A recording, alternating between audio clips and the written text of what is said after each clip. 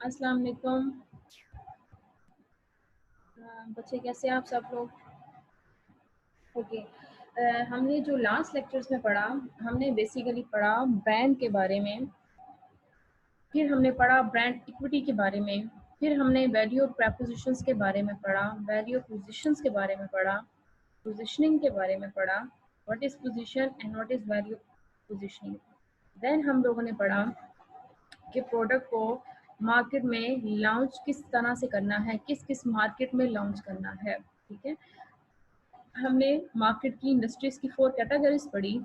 उसके बाद हमने देखा कि वो जो प्रोडक्ट है उसकी उसकी जो पैकेजिंग है या उसकी जो डिज़ाइनिंग है उसको किस तरह से इंक्रीज़ करके हम प्रोडक्ट की प्राइस एंड प्रॉफिटेबिलिटी को इंक्रीज़ कर सकते हैं। ठीक, देन अब देखा जाए तो स्टेप बाय स्टेप हम लोग आ रहे हैं।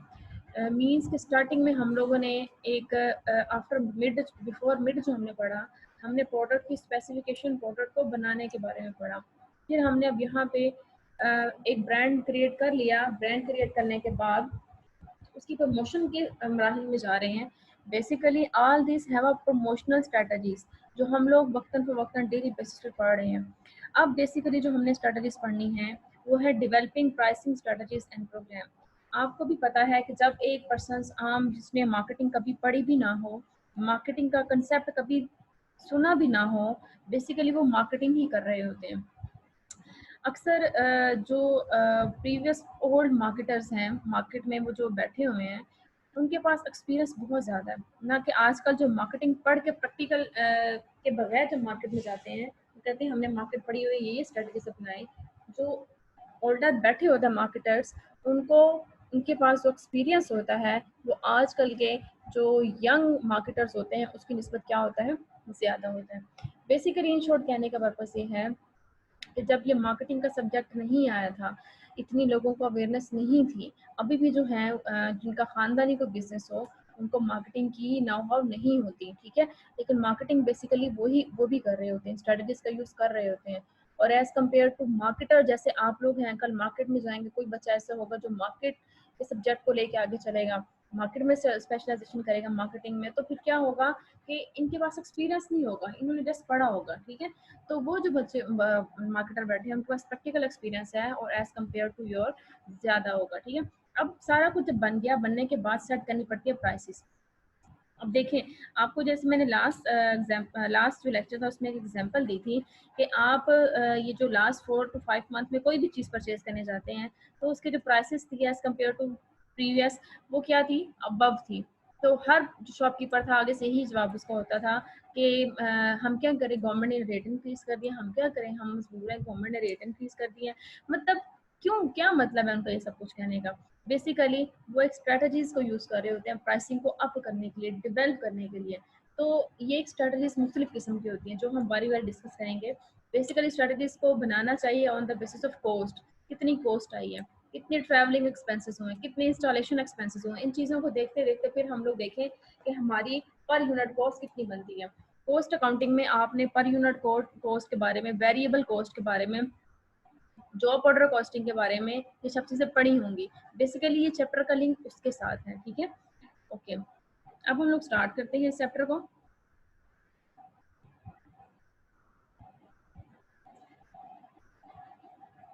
चैप्टर में क्वेश्चंस किस तरह से आएंगे? How do consumer process and evaluate prices? How should a company set prices initially for product और services? How should a company adapt prices to meet varying circumstances and opportunities? When should a company initiate a price change? How should a company respond to a competitor price challenges? अब ये जो नीचे element में ये लिखा हुआ है, ये कुछ चीज़ें ऐड की हुई हैं, ये आप लोग ज़रूर पढ़ेंगे। प्रोडक्ट की डिज़ाइन से रिलेटेड, प्रोडक्ट बनाने के बाद उसके फीचर्स, उसके चैनल्स, उसके कम्युनिकेशन सारा कुछ सेट करने के बाद आपने डिसाइड करना होता है कि हमने ये प्रोडक्ट कितने में सेल करनी है, उसकी प्राइसिंग को सेट करना होता है। नेक्स्ट वन है, अच्छा, प्राइस किस किस फॉर्म में ली जाती है? प्राइस इट डजंट मीन कि हम लोग on the in the form of cash ही हम लोग ले रहे हैं। बाज़ दफ़ा क्या होता है, कुछ अदर चीज़ें जिनको हम लोग प्राइस का नाम देते हैं, जैसे हमने रेंट रिसीव किया, बेशक वो कैश की फॉर्म में है, चेक की फॉर्म में है, ट्यूशन फ़ी हो गई, फेयर हो गया, रेंट हो गया, स्पेशल असेसमेंट हो गई, इस तरह से जो ड्यूज, सैलरी, कमीशन, इस तरह की जो चीज़ें हैं ना, ये सारी की सारी किस में आएंगी, प्राइसेस में आएंगी। The internet changes the pricing environment by providing information. ठीक है, अच्छा अब इसका क्या मतलब है इस टॉपिक का, ये जो नीचे लिखे हुए हैं अब आप ये खुद पढ़ेंगे। मैंने आपको one by one last 3-4 lectures में पढ़ना बताया है किस तरह से इंटरलिंक करना है, मैं आपको उसको समझा देती हूँ। इसमें बताया हुआ है internet changes the pricing environment by providing information में कि कोई भी प्रोडक्ट जब वो इंटरनेट पे हम लोग उसको एक्सपोज कर देते हैं तो उसमें क्या होता है कि आप उसकी स्पेसिफिकेशन भी बता देते हैं साथ कि प्रोडक्ट में स्पेसिफिकेशन क्या है, प्रोडक्ट किस किस इंग्रेडिएंट से मिलके बनी है। जब आप उनकी इंग्रेडिएंट, उसकी फीचर्स के बारे में डिटेल बता देते होते हैं तो आप वहाँ पर उसकी प्राइसिंग के बारे में भी बता देते हैं।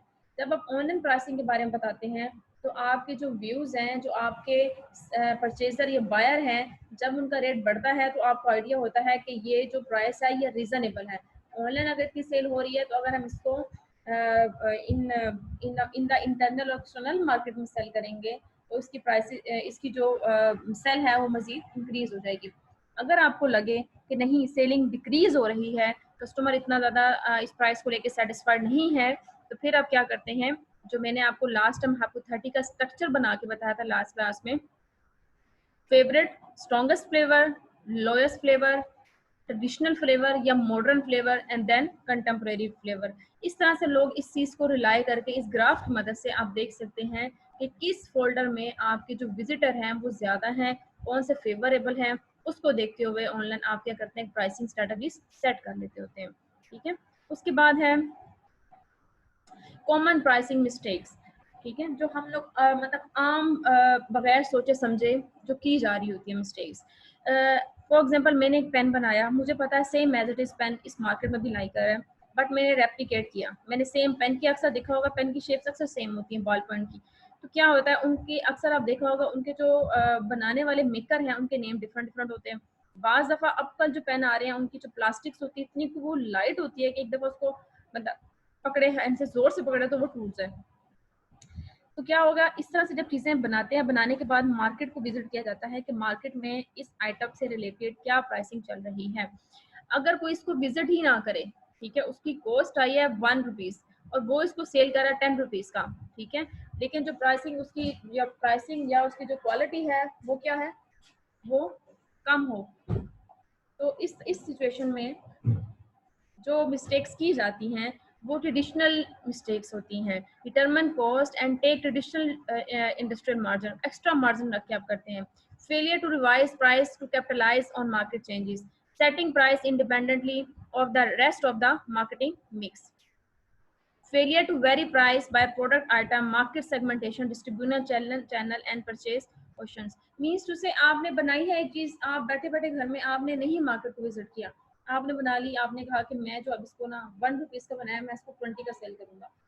आप एस्टिमेट लगाएं 1 की बनी है, उसके बाद आपके डिस्ट्रीब्यूशन चैनल्स पे इतना कंज्यूम किया है आपने, तो मीन्स टू से कि आप इन सब चीज़ों का एस्टिमेशन लगा के, फॉर एग्जांपल आपके प्रोडक्ट जो इन फिनिशिंग में आई है वो 3 रुपीज़ में आई है और आप 20 रुपीज़ कैसे चार्ज कर सकते हैं, जबकि जो आपके कंपेटिटर मार्केट में बैठे हुए हैं वो इसी बार पॉइंट का 8 रुपीज़ या 5 रुपीज़ चार्ज कर रहे हैं।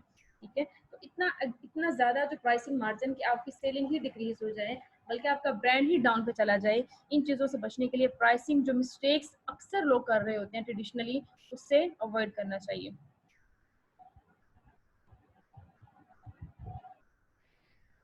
Executive complain the pricing is a big headache and getting worse by day.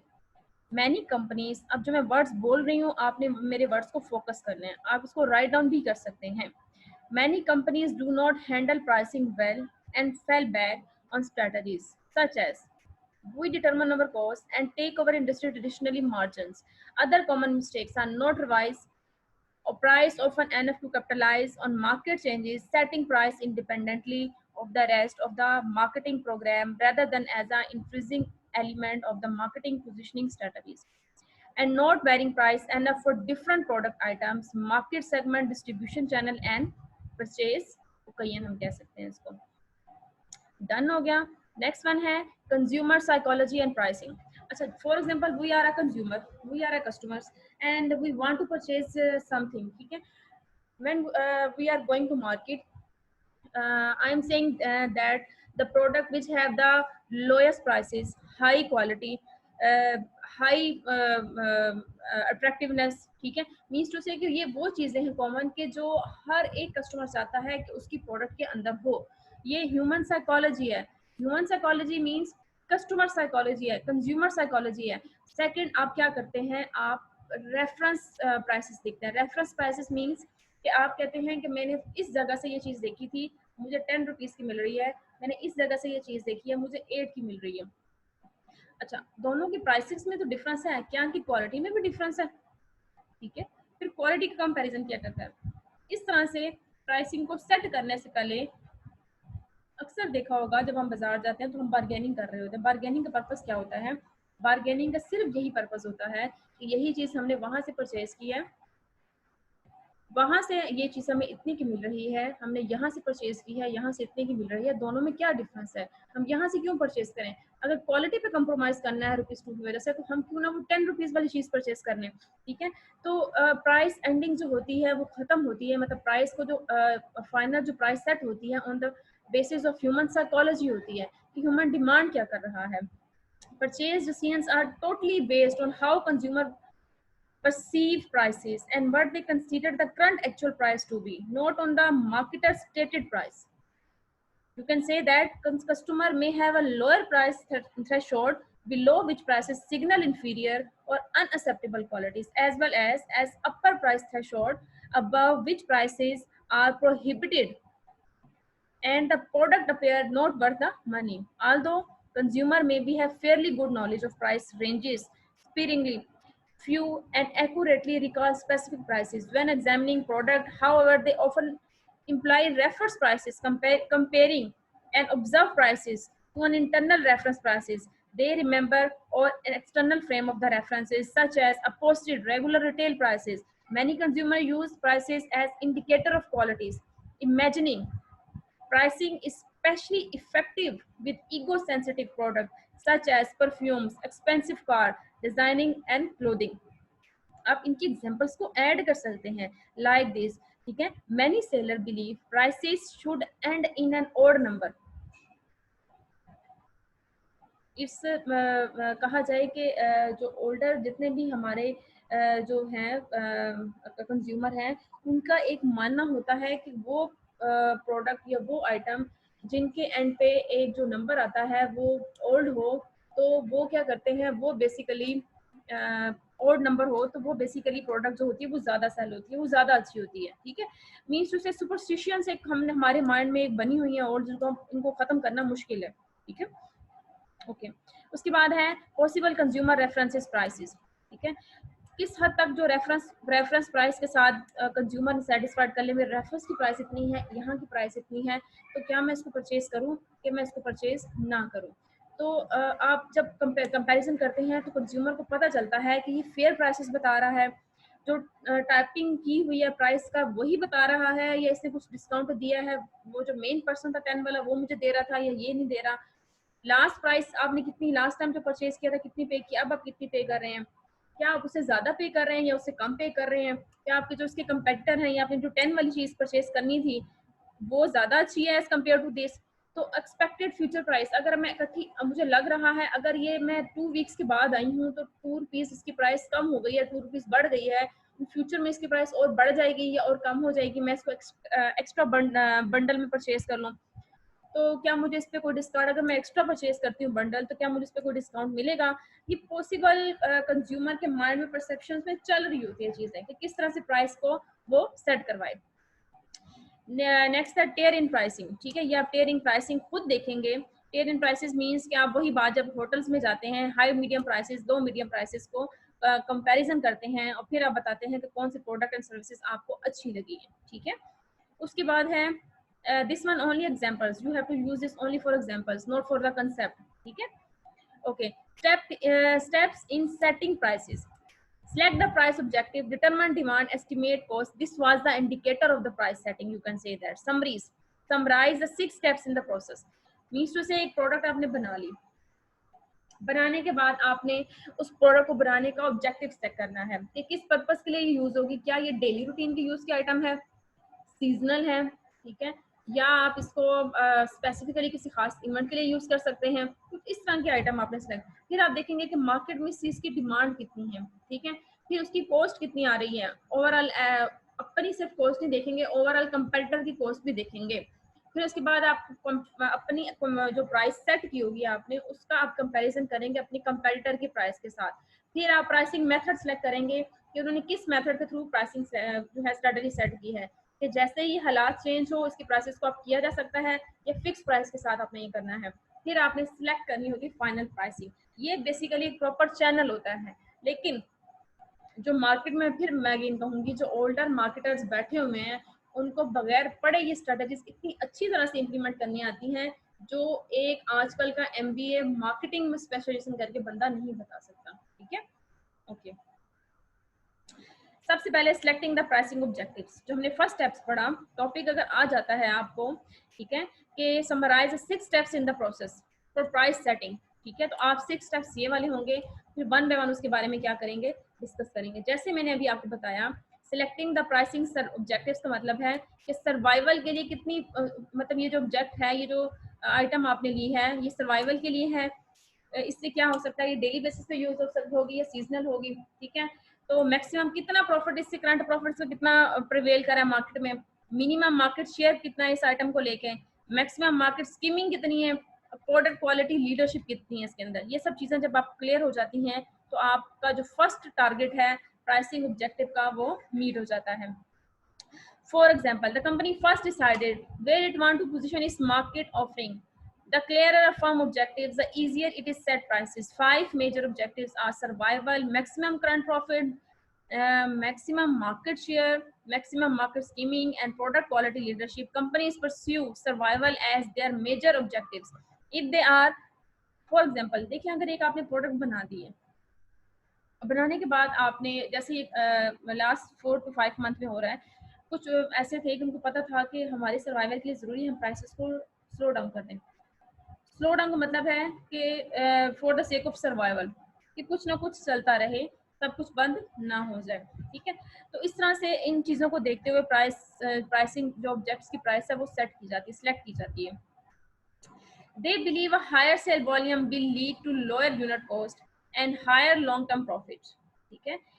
जो मार्केटर होते हैं उनका बिलीव होता है कि जितनी ज्यादा सेल वॉल्यूम ज्यादा होगी, ठीक है, उतनी ही ज्यादा उसकी कॉस्ट कम चार्ज कम कम अप्लाई होगी, ठीक है। ऐसे ही होता है ना, जब बल्क में आप एक आइटम परचेज बनाते हैं तो क्या होता है, उसकी कॉस्ट मिनिमम हो जाती है और जबकि हमारी जो सेल है वो क्या हो जाती है, बढ़ जाती है। अगर सेलिंग इंक्रीज हो देन, अगर सेल इंक्रीज ना हो तो फिर कॉस्ट आप पर यूनिट के हिसाब से बना रहे होते हैं आइटम्स, तो वो क्या होता है, उसमें आपको चार्ज ज्यादा करना पड़ता है। A sufficient number of buyer have high current demand, एक लार्ज अमाउंट में क्या होना चाहिए, मार्केट स्कीमिंग की बात करें, market skimming make sense under the following conditions, ठीक है। उसमें क्या होता है, स्कीमिंग का मतलब है जिसे कहते हैं छांटी करना, निकालना ढूंढ के, ठीक है। A sufficient number of buyer have a high current demand, the unit cost of producing a small volume are high enough to cancel the advantages of the charging, but the traffic will bear. The high initial prices does not attract more competitor to the market. The higher price communications communicate the image of the superior product. A company might aim to be the product quality leader in the market. Okay? Then है determine demand. Demand up on the basis of 3 things आप measure कर सकते हैं, price sensitivity, estimate demand curves and price elasticity of demand. आपने economics में पढ़ा होगा, ये पढ़ रहे होंगे। Each price will lead to a different level of demand and have different impact on the company marketing objectives. They normally inverse relationship between the price and the demand is captured in the demand curve as shown in figure 14.1.1 in the next slides. The higher the price, the lower the demand. The prestigious goods, the demand curve sometimes slope upward, ठीक है। जो prestigious goods होती है, मैंने आपको last में बताया prestigious goods कौन सी होती हैं। अगर प्रेस्टिजियस गुड्स होंगी तो उनकी डिमांड जो होगी वो क्या होगी, अपवर्ड होगी, मींस डिमांड उनकी बहुत जल्दी इंक्रीज हो रही होगी। Most companies attempt to measure their demand curves usually using several different methods. For example, survey can explore how many units consumer would buy at different proposed prices. Experiments can vary the prices of different product in a store or charge different prices for a same product in a similar territories. to see how the change affects sales, statistical analysis of the past prices, quantities sold, and other factors to reveal in the relationships. Okay, price elasticity of demand means to say कि आप किस तरह से changings कर सकते हैं price के अंदर, ठीक है, इन्वायरमेंट को देखते हुए, हालात को देखते हुए। इलास्टिसिटी उसमें इतनी होनी चाहिए, फिक्स प्राइस नहीं होनी चाहिए, ठीक है। देन है elastic and in elastic demand. आप यहाँ पे देखें, इलास्टिक का मतलब है जो है सो है, उसमें नो चेंजिंग्स। इन इलास्टिक का मतलब आप इधर से यहाँ पे भी हो सकती है, नेक्स्ट थोड़ा सा मूवमेंट करेंगे, ये स्टेप फॉरवर्ड कर्व भी हो सकता है। प्राइस अगर बढ़ती भी जाएगी तो ये इसमें इतनी है कैपेसिटी का ये चेंज होता जाएगा, ठीक है। दोनों में मेजर जो डिफरेंस है वो ये वाला है। नीचे वाला ये जो पॉइंट है, अगेन मैं आपसे कहूंगी ये आप बहुत ध्यान से पढ़ेंगे, ये सिर्फ आप लोगों की हेल्पिंग मटीरियल के लिए, मजीद कंसेप्ट क्लैरिटी के लिए मैंने लिखे हैं। Factor leading to less pricing sensitivity, ठीक है। Companies prefers customer who are less price sensitive, list some characteristic associated with the decrease price sensitivity. जो कस्टमर होता है, जो एक कंपनीज होती हैं, उनकी कोशिश होती है ऐसे कस्टमर को बनाया जाए जो बहस ना करते हों, प्राइसिंग में बहस ना करते हो, जो हम सेट करें हमें फौरन से क्या हो जाए, मिल जाए, ठीक है। तो क्या हो, इससे हमारा प्रॉफिट मार्जिन भी मेंटेन रहे और कस्टमर की रेपुटेशन भी मेंटेन रहे। वो ये कुछ जो हैं उसके फैक्टर्स हैं विच गिवन है। Buyer are less aware of substitute, buyer को ऐसे बायर जिनको पता ना हो यही चीज़ मैं यूज़ कर रहा हूँ, इसका कोई अल्टरनेटिव मैं यूज़ कर सकता हूँ, उसको उसके सब्स्टिट्यूट के बारे में पता ना हो, मार्केट में क्या चल रहा है उसको ना पता हो। Buyer can not easily compare the quality of the substitute, जब सब्स्टिट्यूट का नहीं पता तो क्वालिटी ऑफ सब्स्टिट्यूट क्या पता होगा। Expenditure in a small part of buyer total income, ठीक है, कि जो उनकी एक्सपेंडिचर जो खर्च वो कर रहे हैं वो थोड़ा कर रहे हैं अपनी टोटल इनकम में से, मीन्स टू से जिनकी इनकम हाई होगी, ये उनकी बात हो रही है ना, ठीक है। Expenditure in small compared to total cost. Part of the cost is paid by another party. Product is used with previously purchased item. Product is assumed to have high quality and prestigious. Buyer cannot store the product. ठीक है, कि इस तरह की ये चीज़ें हैं, बिल्कुल वेरी क्लियरली हैं। ये फैक्टर वो हैं जो कि प्राइस जो लेस करते हैं अप्लाई प्राइस की सेंसिटिविटी को। Estimating cost, estimating cost, cost को एस्टिमेट करने के लिए ये 3-4 मेथड हैं। टाइप्स ऑफ कॉस्ट, किस किस्म की कॉस्ट आप एस्टिमेट करना चाहते हैं। एक्यूमुलेटेड प्रोडक्शन, सारी के सारी प्रोडक्शन को, जितनी प्रोडक्शन आपकी इकट्ठी हो जाती है, बन जाती है, आपने आइटम्स बना लिए मशीन के अंदर, उसके बाद उनको काउंट करें, काउंट करके नंबर पर यूनिट कॉस्ट पे डिवाइड करें और फिर देखें आपकी जो है वो क्या प्राइस कॉस्ट सेट हुई है। Activity based cost accounting, activity based cost accounting में क्या होता है कि हम बताते हैं कि एक आइटम जो हमने बनाई है, फॉर एग्जांपल फर्नीचर वाली शॉप है, तो कोई भी कस्टमर जाता है तो वो जाके फर्नीचर वाले में अक्सर आपने देखा होगा कि वो ऑर्डर पे बना रहे होते हैं, जॉब ऑर्डर कॉस्ट, ठीक है ना। एक्टिविटी बेस्ड कॉस्ट, उनको जाके हम ऑर्डर देते हैं तो वो बनाते हैं, और हम लोग ऑर्डर नहीं देते तो वो मुसलसल जो है प्रोसेस में प्रोसेस ऑर्डर कॉस्टिंग कर रहे होते हैं। रैंडमली मशीनरी वाली जो आइटम्स है उनमें देखें आप, जैसे सोप बनता है तो मशीन के अंदर डाला जाता है एक आइटम, लिक्विड सा डाला जाता है जो वो बनाते हैं, और केमिकल डाल के, और फिर वो रैंडमली ऐसे सोप बन रहे होते हैं। उसमें क्या होता है, उसमें प्रॉफिट मार्जिन रखना या सेल को बढ़ाना ज़्यादा, उसमें ज़्यादा चांसेस होते हैं, ना कि आप ये कहें कि जो आइटम आप जो ऑर्डर पे बना रहे होते हैं, ऑर्डर पे एक आध आइटम बनानी पड़ती है, वो मे भी ज़्यादा एक्सपेंसिव पड़े शॉपकीपर को, ठीक है। तो टारगेटिंग कॉस्ट, किस कॉस्ट को टारगेट करना है, बेसिकली ये हैं 3-4 एलिमेंट जिसकी वजह से हम कॉस्ट को एस्टिमेट कर सकते हैं। नीचे फिर आप इसको ध्यान से नीचे देख लीजिएगा। ओके, नेक्स्ट वन है cost per unit at different level of production, ठीक है। अच्छा, cost behaviour in a fixed size plant, ठीक है, एक फिक्स्ड प्लांट है उसमें 1000 की कॉस्ट लग गई है। वही बात जैसे एक मशीनरी है, फॉर एग्जांपल जैसे मैंने आपको कहा एक मशीनरी है, जैसे अभी मैं आपको पढ़ाती हूँ, एक मशीनरी है जैसे, और अच्छा ये आपने इसमें एक लिक्विड सा केमिकल सा डाल लिया, मुसलसल जो है मशीन वो चल रही है, वो सॉप बन के तैयार होते जा रहे हैं, ठीक है। तो एक फिक्स्ड है, फिक्स साइज प्लांट है, आप मुसलसल जितने मर्जी आप बनाना चाहो, आपको पता है एक दिन में आप अगर आपने अपनी पर यूनिट कॉस्ट को, आपने अपनी जो पर यूनिट कॉस्ट है उनको बढ़ाना है, ये यूनिट आइटम जो है उनको बढ़ाना है, पहले आप 1000 तैयार करते हैं, आप 2000 तैयार कर रहे हैं, तो आपको 2 शिफ्टें लगानी पड़ेंगी, ठीक है। अगर आप 2 लगा रहे हैं आपको 3 लगानी पड़ेगी। आपको पता है कि एक जो 1000 जो यूनिट है वो कितनी देर में तैयार होता है। अगर आपकी रिक्वायरमेंट है 5000 की, तो आप 5000 भी कर सकते हैं, ठीक है, मशीनरी नहीं इंस्टॉल कर सकते हैं, इस तरह से फायदा है। लेकिन अगर जो आपको cost behaviour over different size plant, अगर आपसे कहा जाए कि आप जो है सोप बना रहे हैं, पहले जो 100 सोप होंगे वो आप पिंक कलर के बनाए, फिर जो आप 100 सोप है वो आप येलो कलर के बनाएं, फिर जो 100 सोप है वो इस तरह के बनाएं, और आपके पास टाइम है 1 घंटे का। आप 1 घंटे में जो है आप 1000 बनाते हो सेम कलर के। जब बार बार आप मशीनरी को बंद करके नया लिक्विड डालना पड़ेगा, उसमें वो बनानी पड़ेंगी, तो ऑब्वियसली आपको उसमें टाइम लगेगा। अगर आप इकट्ठी डाल देंगे सारा एक के बाद एक, तो क्या होगा, जो सेंटर वाले कुछ जैसे दूसरा स्टार्ट होगा केमिकल, तो जो सेंटर वाले कुछ सोप होंगे वो उसमें डबल मिक्सिंग कलर आ जाएगा, ठीक है ना। इस तरह से नहीं होता। तो या फिर जैसे मैंने आपको फर्नीचर की एग्जांपल दिया है, फर्नीचर आपको 1 बाय 1 बारी बारी ऑर्डर पे तैयार करना पड़ता है, हर एक उसके लिए चार्ज डिफरेंट करना पड़ता है, तो इट क्वाइट एक्सपेंसिव। जो इस तरह से होगा, डिफरेंट साइज प्लांट होगा, इट्स क्वाइट एक्सपेंसिव। लेकिन अगर फिक्स साइज प्लांट होगा तो इनकी price as compare to fixed different size plant क्या होगी, कम होगी, ठीक है। अब ये नीचे जो लिखा हुआ है ये आप खुद पढ़ेंगे सारा, ध्यान से पढ़ लीजिएगा। यही 2000 3000 देखें। अब जैसे मैंने यहाँ पे लिखा हुआ था इसमें बता देती हूँ। 1000 बनाई, उन्होंने कहा कि 1000 ये वाले होने चाहिए रेड में, 2000 आप मुझे पिंक में दें, 3000 मुझे येलो में दें, 4000 मुझे ग्रीन में दें। इन सबको बनाने के लिए अलग अलग केमिकल की जरूरत होगी, या फिर अलग अलग मशीनरी की जरूरत होगी। एट अ टाइम 1 आवर में अगर 1 घंटे में हम 1000 बनाते हैं, तो हम बाकी मशीनरी अलग अलग इस्तेमाल करें ताकि उनकी रिक्वायरमेंट को फुलफिल कर सकें, ठीक है। उसके बाद है cost term and productions. Cost term and productions. अब आपने बताना है कि आपकी आइटम को बनाने के लिए, ये टोटली अब डिफरेंट कंसेप्ट आ रहा है उससे रिलेटेड। पीछे हम लोग पढ़ रहे थे वो हमारा सारा का सारा कंसेप्ट क्या हो गया, कंप्लीट हो गया, उसकी जितनी भी आइटम्स थी हमने सब डिस्कस कर लिए। अब जो आपने कॉस्ट बनाई है, कॉस्ट डिटरमिन करनी है प्रोडक्शन कंप्लीट होने के बाद, अब आपने बताना है कि आपकी कॉस्ट है क्या। आपने पहले देखना है कि फिक्स्ड कॉस्ट मेरी कितनी लगी है। फिक्स्ड कॉस्ट तो चेंज नहीं होती। आपको पता है कि 1000 जो मैंने आइटम बनानी है, तो मेरी जो इलेक्ट्रिसिटी के चार्जेस हैं वो इतने ही लगने हैं, ये तो फिक्स है ना, ये तो चेंज होने नहीं है। मेरा पानी की जो रेशो है वो इतनी ही लगनी है, मेरा जो केमिकल की रेशो है 1000 को बनाने के लिए वो इतनी ही लगनी है, कोई चीज चेंज नहीं होनी है।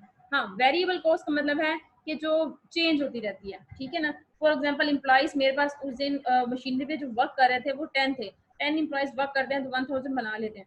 नेक्स्ट डे क्या हुआ कि वो जो इम्प्लॉइज थे वो 4 हो गया, 5 हो गए, तो उससे क्या होगा कि हमारी जो जहाँ पे 1000 बनता है, हो सकता है 800 700 बन रहे हो, ठीक है, वेरिएबल कॉस्ट। फिर उसके बाद दोनों को मिला के, फिक्स कॉस्ट वेरिएबल कॉस्ट को मिला के टोटल कॉस्ट कितनी बनी है, फिर उसके बाद एवरेज कॉस्ट निकालनी है।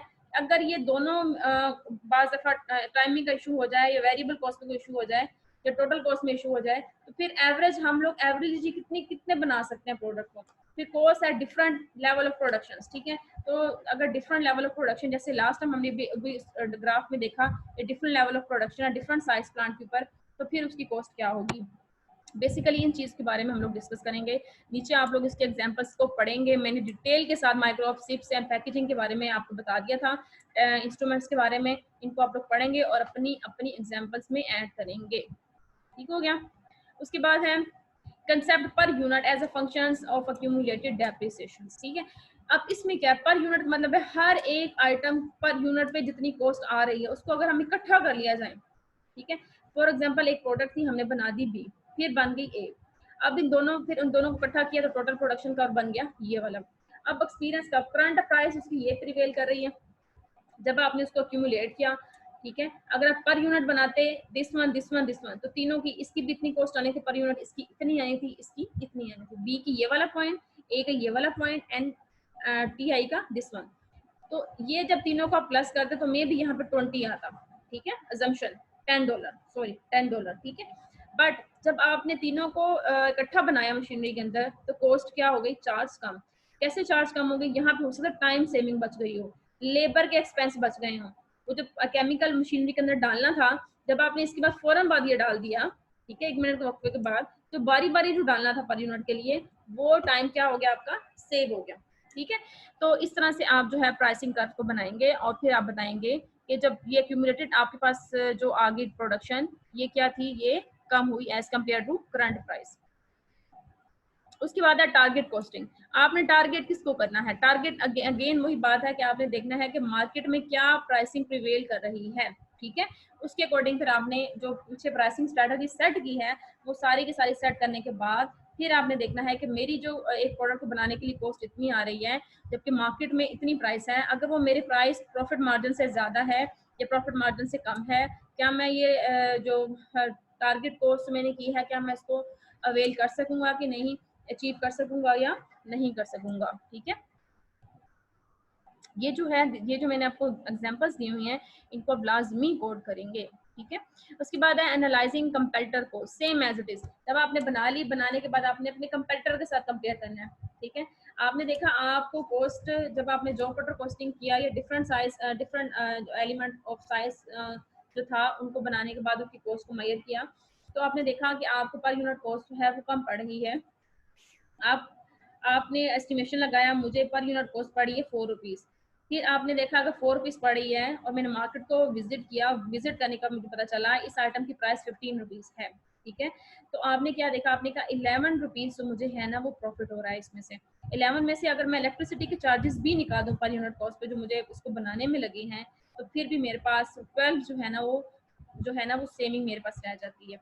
तो इस तरह से आपने एस्टिमेट लगाया, एस्टिमेट लगाने के बाद आप मार्केट में गए, मार्केट में जाके कंपेटिटर से पूछा, कंपेटिटर से पूछने के बाद आपको आइडिया हुआ कि आपकी प्राइस और उसकी प्राइस में जो कॉस्ट है उसमें क्या डिफरेंस है, आप ज्यादा अर्न कर रहे हो उसे या वो आपसे ज्यादा अर्न कर रहा है, रीजन क्या है, स्ट्रेटेजीज अगर वो आपसे ज्यादा अर्न कर रहा है तो। ठीक है,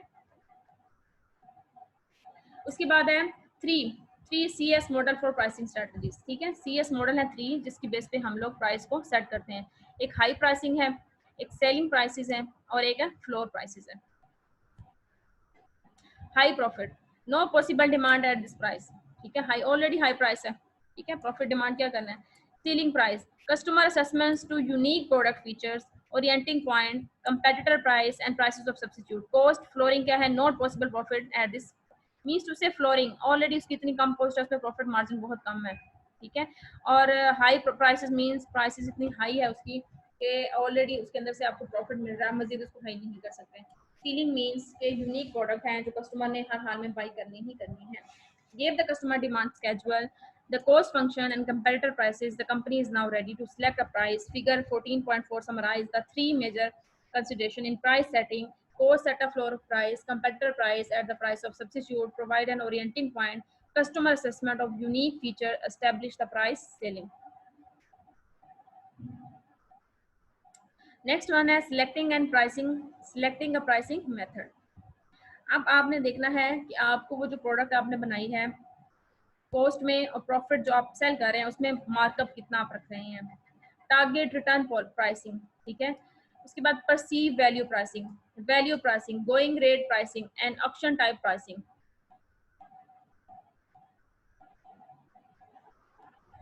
हम इसके बारे में पढ़ लेते हैं। The most extremely pricing method is to add standard markup to the product.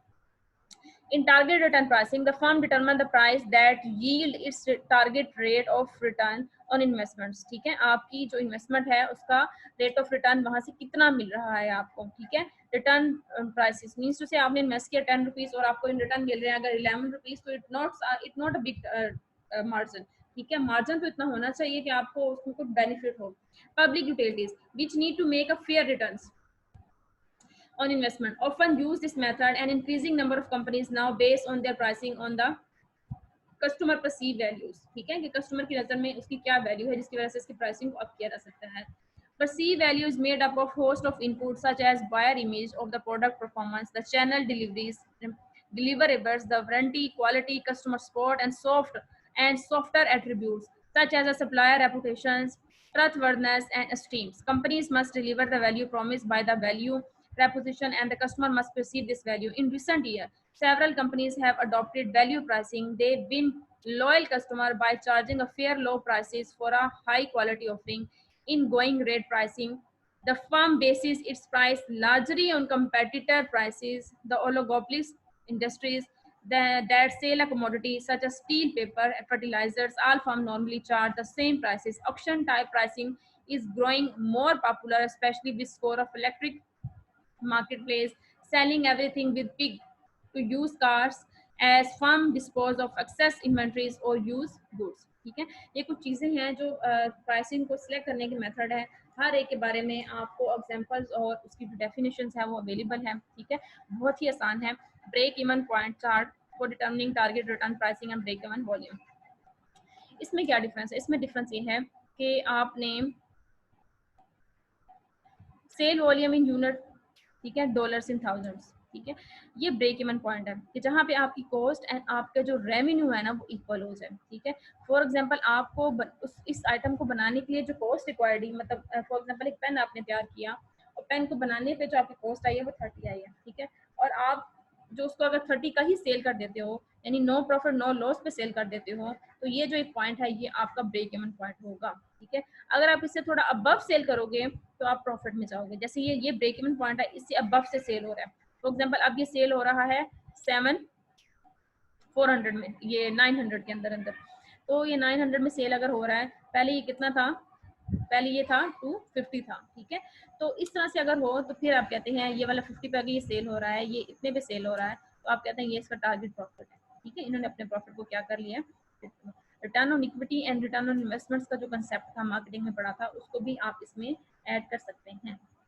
Which example given है, एग्जाम्पल आप इसको इसके अंदर ऐड करेंगे। उसके बाद है dollar store pricing, it's also other examples you have to read this. Auction time pricing, auction type pricing में क्या होता है, there are the 3 major types of options and their separate pricing procedure. English auction ascending bid have one seller and many buyer, एक seller हो बहुत से buyer हो। One side such as eBay and Amazon.com, the seller puts up an item and bidder raise the offer price until the top price is reached, ठीक है। जैसे आप गए, आपने एक बिड लगाई कि मैं मुख्तलिफ बिडर आए हुए, वो बिडर अपनी चीज प्राइसिंग बता रहे हैं, जहाँ पे आपको सूटेबल लगता है आप उसको वहां पे सेल कर देते हो, ठीक है। The highest bidder get the item. English auction are used today for selling aquatics, cattle, real estate and used equipment and vehicle. जब आप मंडी में जाते हैं और बकरा वगैरह ईद पे परचेज करने के लिए, तो आपने देखा होगा कि वो जो बिडर आप लोग जाते हैं, आप कहते हैं हमें इतने का चाहिए, तो जो भी ज्यादा उसकी बिड लगा रहा होता है वो उसको सेल कर देता है, ठीक है। डच ऑक्शन डिसेंडिंग बिड, ठीक है, इनके नेम भी, सेकंड नेम भी याद रखिएगा। Feature one seller and many buyer और one buyer and many seller. उसमें सिर्फ ये था कि one seller and many buyer था असेंडिंग बिड में, इंग्लिश ऑप्शन में। जबकि डिच ऑप्शन में क्या है कि वन सेलर और मैनी बायर भी हो सकते हैं और वन बायर और मैनी सेलर भी हो सकते हैं। In the first kind an auctioneer announce a higher price of the product and then slowly decrease the price until a bidder accept, ठीक है। फॉर एग्जांपल एक सेलर है, वो सेल कर रहा है मुसलसल, जैसे ये मंडी के एग्जांपल है, तो वो सेल कर रहा है, उसको जब लग रहा है कि मुसलसल जो है मेरी सूटेबल प्राइस मुझे नहीं मिल रही और ईद करीब है और मैंने सेल भी करनी है सारी एनिमल्स को, तो क्या करता है वो फिर बायर की बातों में बायर की बात मानता है और बायर से कहता है आप लगाएं जो आप मुनासिब समझते हैं, जहाँ पे बात सेट हुई हम वहाँ पे आपको सेल कर देंगे, ठीक है। In other words the buyer announce something ही और she wants to buy and potential seller compete to offer the lowest price, ठीक है। Next one is selecting final price. Impact of other marketing activities. Company pricing policies gain a risk sharing impact of pricing other parties and this and that. अच्छा, अब ये 4 point है, आप देखें तो बिल्कुल वेरी क्लियरली अब आपको समझ आ रहे होंगे। सबसे पहले आपने जब फाइनल प्राइस अब सिलेक्ट कैसे करनी है, सारी पीछे से डिस्कशन करने के बाद मार्केट में उस आइटम की क्या प्राइस प्रिवेल कर रही है, कंपनी की रेपुटेशन किस तरह की है, कंपनी की पॉलिसी क्या है उस आइटम को लेके, ठीक है। कितना आपको प्रॉफिट होगा, कितना आपको रिस्क लेना पड़ेगा एक नई आइटम को एक नए ब्रांड के साथ मार्केट में इंट्रोड्यूस करवाते हुए। Impact of prices on other party, अगर आप इस प्राइस के साथ मार्केट में एंटर होते हैं तो जो आपके कंपेटिटर है उसके क्या इम्पैक्ट पड़ेगा, ठीक है। ये बेसिकली है selecting the final pricing. Geographical pricing, अब एक चीज जियोग्राफिकल प्राइसिंग में देखें, प्राइसिंग वेरी बाय लोकेशंस, बिल्कुल आपको पता चल रहा होगा। एक चीज यहाँ पे जैसे आपको मिल रही है 10 रुपीज की, आप नॉर्दर्न एरियाज में जाएंगे वही चीज आपको मिलेगी 30 की 40 की, मीन्स टू से 30 रुपीज का मार्जिन अगर आपको वहाँ पे पे करना पड़ रहा है ड्यू टू देयर लोकेशंस, ठीक है। वजह क्या होती है, ये नहीं कि वहाँ पे चीजें अवेलेबल नहीं है या जानबूझ के चार्ज किया जाता, नहीं। उनके फॉर एग्जाम्पल एक चीज बनती लाहौर में है और वो जब आप स्वाद गिलगित वाली साइड पे जाके सेल करेंगे तो ऑटोमेटिकली उसकी जो डिलीवरी चार्जेस आएंगे, कैरियर के जो चार्जिंग है, कैरिंग करने के चार्जेस आएंगे, तो सारा कुछ जब उसके अंदर ऐड होगा तो ऑटोमेटिकली उसकी प्राइस क्या हो जाएगी, अप हो जाएगी। प्राइस डिस्काउंट एंड अलाउंस, ठीक है। फंक्शन, उसके बाद क्या होता है कि प्राइस को सेट करने के बाद लिखा जाता है कि अगर आप बल्क में चीजें परचेज करेंगे तो एक स्पेसिफिक अमाउंट में आपको डिस्काउंट दिया जाएगा, ठीक है। अब फंक्शनल एक तो होता है कि आप इतना काम करेंगे तो आपको ये डिस्काउंट दिया जाएगा, ठीक है। सीजनल, अगर आप जैसे सीजन आउट होता है जैसे समर अब आउट होने वाला है, 1 मंथ रह गया, 1.5 मंथ, तो क्या होता है कि जितने भी डिजाइनर्स ने जो न्यू ड्रेसेस जो ईद पे लॉन्च किए थे, अब उसमें आहिस्ता आहिस्ता डिस्काउंट देना स्टार्ट कर दिया है कि हमारा ये जो पूरा के पूरा उन्होंने कैटलॉग तैयार किया था वो सेल हो सके, ठीक है। तो स्पेशल किस्म का सीजनल डिस्काउंट वो दे रहे होते हैं। उसके बाद वो स्पेशल किस्म के अलाउंसेस दे रहे होते हैं अपने एम्प्लॉयज़ को, अपने जो लॉयल कस्टमर है उनको। इस तरह से वो क्या करते हैं, price discounting and allowance policy set कर दी जाती है। प्रमोशनल प्राइसिंग टैक्टिक्स, ठीक है। Cross loss leader pricing, special event pricing, cash rebate, low interest pricing, longer payment term, warranties and service contact, psychological discounting. Promotional pricing tactics, किस तरह से हमने pricing को इंक्रीज करना है, ठीक है। कुछ लीडर्स होते हैं शॉपकीपर जो चार्ज परचेज किया होता है 50 का, सेल कर देते हैं 500 में, ठीक है। स्पेशल इवेंट प्राइसेस, कुछ खास किस्म की इवेंट होते हैं और उसमें कहा जाता है कि इस इवेंट की वजह से, जैसे मदर डे है, मदर डे पे आपको 20% डिस्काउंट मिल रहा है, ठीक है, ये स्पेशल प्राइस होगी। कैश रिबेट, अगर आप ऑन द स्पॉट कैश पे करेंगे तो हम आपको 20% 10% डिस्काउंट देंगे। लो इंटरेस्ट फाइनेंसिंग, अगर आप यहाँ पे हमारी तरफ 500 की इन्वेस्टमेंट करेंगे तो हम आपको क्या करेंगे, इंटरेस्ट जो है वो लो अमाउंट पे करेंगे। अगर आप लॉन्गर पेमेंट टर्म्स, अगर आप लंबे अरसे के लिए हैवी अमाउंट इन्वेस्टमेंट करेंगे तो हम आपको हाई इंटरेस्ट फाइनेंसिंग में देंगे। वारंटी एंड सर्विसेज कॉन्ट्रास्ट, आप उसकी हम अगर आप इतनी चीज़ें परचेज करेंगे इतने मंथ के लिए तो हम आपको उसकी वारंटी और सर्विसेज की जो फैसिलिटीज़ हैं वो प्रोवाइड करेंगे for a specific time period of time. Psychological discount, कुछ डिस्काउंट ऐसे होते हैं, बाज़ दफ़ा शॉपकीपर किसी को वो दे रहे होते हैं कस्टमर की लॉयल्टी की बेस पे या कस्टमर के अच्छे बिहेवियर की वजह से, और कुछ ऐसे होते हैं जो बिल्कुल दे ही नहीं रहे होते। मतलब it depends upon the psychology of the customer and psychology of the seller. Different pricing, customer segmenting pricing, product form pricing, image pricing, channel pricing, location pricing, time pricing, yield pricing। Means to say कि जब हम एक product की price charge करते हैं वो basically इन चीज़ों को लेके कर रहे होते हैं। कस्टमर सेगमेंट प्राइसिंग, ठीक है, कस्टमर किस किस्म के आइटम चाहिए, सेगमेंट्स किस किस्म के हैं, ठीक है। प्रोडक्ट फॉर्म प्राइसिंग, किस किस्म के प्रोडक्ट चाहिए। इमेज किस किस्म का होना चाहिए, इमेज की भी चार्ज किया जाता है। चैनल जिस तरीके से फॉर एग्जांपल एडवर्टाइजमेंट के थ्रू हो रहा है तो एडवर्टाइजमेंट के थ्रू चार्ज किया जाता है। लोकेशन है तो लोकेशन के अकॉर्डिंग प्राइस चार्ज की जाती है। टाइम प्राइसिंग, फॉर एग्जांपल आज वो चीज़ 10 की है, अगर आप ये 10 दिन बाद खरीदेंगे तो उसकी प्राइस कहते हैं ईद से पहले आप खरीद रहे हैं, आप खरीद रहे हैं ईद के करीब खरीदेंगे, यही चीज़ आपको 400 की मिलेगी, अक्सर दुकानदार कह रहे होते हैं। तो इससे क्या होता है, टाइम प्राइसिंग आप चार्ज करते हैं। Yield pricing, yield pricing means कि जितना आप अर्न कर रहे हो रिटर्न, ठीक है। तो अगर हमारा जो है पीछे से अगर बाजी प्राइस अप होगी तो हमें ना कहिएगा, हम फिर उस हिसाब से आपसे ज़्यादा चार्ज करेंगे, ठीक है। तो ये कुछ डिफ्रेंशिएटेड प्राइसेस हैं कि इन चीज़ों की चेंज होने की वजह से आपकी जो प्राइसिंग में क्या आता है, चेंज आता है। Traps in pricing cutting strategies, low quality trap, fragile market share trap, shallow pocket trap, price war trap, ठीक है। आप क्या करते हैं, प्राइसिंग को कट करने के लिए, प्राइसिंग हाई है उसको कम करने के लिए जो स्ट्रेटजीज बनाई जाती हैं। There are several consequences of cutting prices. Consumer may assume quality is low, they may be flugged due to lower prices, competitor may match prices to encourage customer to switch। ये कुछ ऐसे tricks हैं, इनकी वजह से जो customer है ना वो जो है वो मार्केट शेयर अच्छा नहीं है किसी का तो कस्टमर मूव कर जाएगा वन ब्रांड से अदर ब्रांड में। क्वालिटी अच्छी नहीं है देन भी कर जाएगा।